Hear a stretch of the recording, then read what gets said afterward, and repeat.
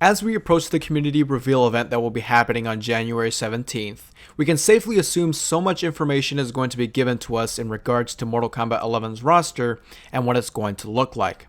Whether or not they show the roster in its entirety is unknown, but it's unlikely we will see the entire roster at the event, and instead we may be getting just an idea of what it'll be like based on which characters they reveal there, which is perfectly understandable since you don't want to blow your load very early in the game. Until then, in this video, I want to give my take in the roster discussion by answering the question, what would make a perfect roster for Mortal Kombat 11? To answer this question, I need to go over 3 important points. First is to understand the importance of having a great roster. Second is to understand the appropriate representation that the roster must bring. And third is ensuring a great presentation on the screen. In my mind, and I'm sure in many others as well, the roster is the most important element of a fighting game, and since we're talking about Mortal Kombat, it is the most important part of a Mortal Kombat game. If not the most important, definitely in the top 2 or 3. In many ways, it defines the game. Mortal Kombat X was defined by its new characters on the roster such as Cassie Cage, Kotal Kahn, and Aaron Black, as well as keeping some of the classics. Mortal Kombat 9 was defined by a reunion of the Mortal Kombat 1 to Ultimate Mortal Kombat 3 characters, and Mortal Kombat vs. DC obviously represented a conflict between some of Mortal Kombat's popular characters and DC's popular characters. Of course, Mortal Kombat 11 should be looking at a great definition for this game, and should avoid having a roster similar to Mortal Kombat 3, where it clearly looks unfinished and doesn't even have Scorpion in it. Mortal Kombat 3's roster is one of, if not the sole reason of why many people don't even acknowledge the game, and instead are more inclusive to Ultimate Mortal Kombat 3, which clearly has a better roster. The roster is the main thing you are going to be seeing when playing the game. If it's not a good roster, it's not going to be really fun constantly going back to the roster you don't like. In my case, I had this problem with Mortal Kombat X. As I have said before, Mortal Kombat X was defined by the new characters that were introduced, which could have been good, but in my view, it wasn't executed that well. Characters like Jackie Briggs and Farah Tor were objectively 2 of the worst characters in that game, and it's not just them I don't like. Surprisingly, the game made me a little tired of seeing iconic characters like Kung Lao, Reptile, Kano, Ermac, Jax, and Sonya, and although I wouldn't have Quan Chi on the status of iconic, I was kinda tired of seeing him too. Why? Well, that's because they are the same set of characters we see all of the time, and they are overdue for a break. Yes, I know they are some of the community's favorite characters, and I respect that. But we should take a moment and think if they still have that spark of excitement when you see them on the roster. Maybe they do for you because one of those characters that I named is your favorite, and that's okay. But think for a moment. Would there really be a huge excitement over a reveal trailer for characters like Kano and Sonya from Mortal Kombat 11? Characters that we see all of the time? Just think about that. This should be avoided at all costs, as Mortal Kombat 11's roster should bring in excitement and intrigue, and I believe the best way to do this is to take risks with the roster, but the right ones that would lead into making the roster one of the game's boldest highlights. And so the new question is, how do you do that for Mortal Kombat 11? According to the description from the Mortal Kombat 11 announcement trailer, we do have a light clue on what the roster could look like when it states, featuring a roster of new and returning classic fighters, and Mortal Kombat's best-in-class cinematic story mode continues the epic saga over 25 years in the making. To me, this sounds promising on what's to come. In regards to new fighters or characters being introduced into the series, I think that is appropriate.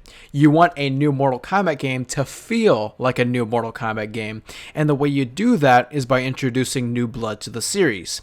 Every Mortal Kombat game has done so, and this game is going to be no different. However, I do not think it's smart to introduce too many new characters. Mortal Kombat has more than enough characters to bring back from past games to make a phenomenal roster, and those characters would mainly be from the 3D era, with a noticeable touch of the UMK3 characters. This has become more important now than it's ever been.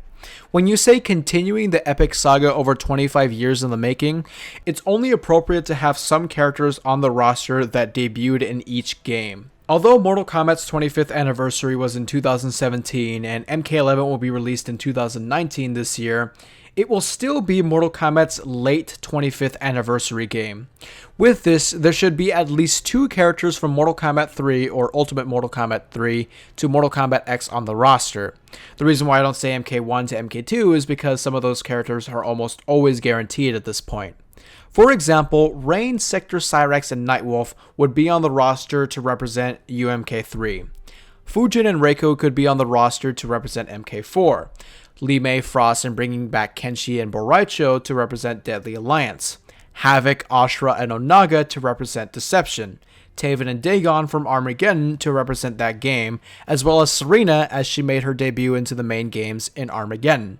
Scarlet should return as well because she made her debut in MK9, and the new characters from Mortal Kombat X like Kotal Kahn, Aaron Black, and Cassie Cage should almost certainly be back on the roster. When you have a roster like this, not only are you bringing in diversity, you are also introducing grand returns for certain characters like Havoc and Ashura, which brings in the excitement factor, giving the 3D era characters a second chance, which shows that you are embracing even the least popular of characters, and showing respect and acknowledgement to all of your past games.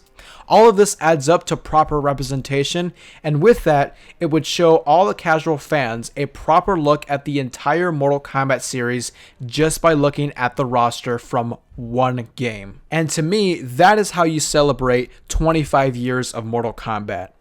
However, you can have all of these characters on your select screen and still need one more element to make sure that what you are looking at is truly something special. You have your roster. You have the characters that represent each game, as well as some new characters that are getting their first shot into the series. How do you get the player to hover over that character's icon to select them so they can try the game that you want them to play? It's simple. Show a little bit about the character on their icon. What you don't want is to not show any personality and emotion on the character's icons. An example of this is from Mortal Kombat X. The characters on the select screen do not show any emotion or uniqueness.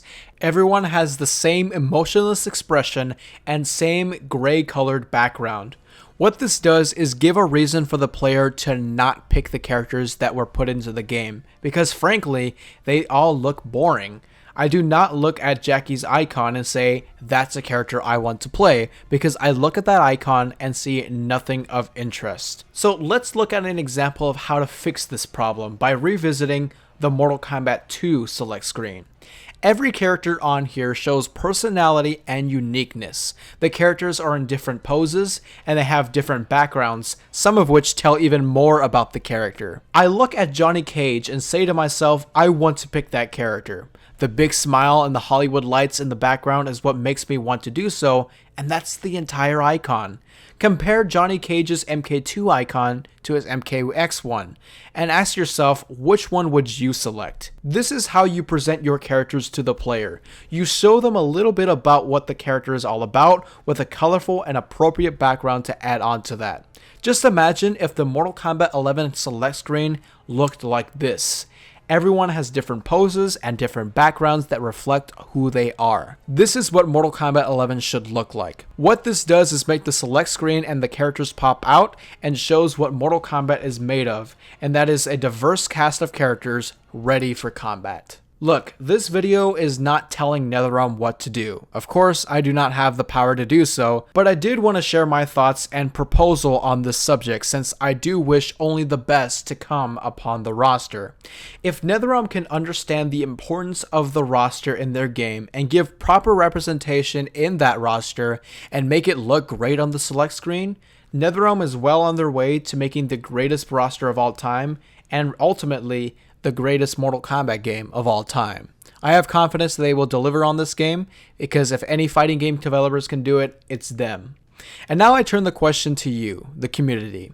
Do you share my opinions? And if not, what do you think would make the perfect roster for Mortal Kombat 11? Which characters are you hoping to see? The comment section is right there for you. With that being said, thank you all so much for your time in watching this video, and I hope you all have a great day. I'll see you all soon.